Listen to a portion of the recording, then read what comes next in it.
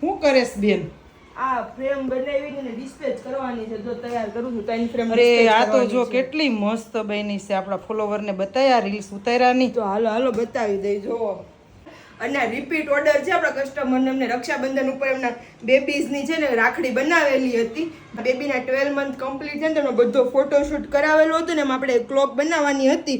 તેમને છે ને કસ્ટમર આપણને 2 ફોટા રેફરન્સમાં આપ્યા. તેમને 2 ક્લોકમાંથી 1 ક્લોક કરી છે. કસ્ટમરની ડિઝાઇન અનુકૂળ આપણે બનાવેલું છે.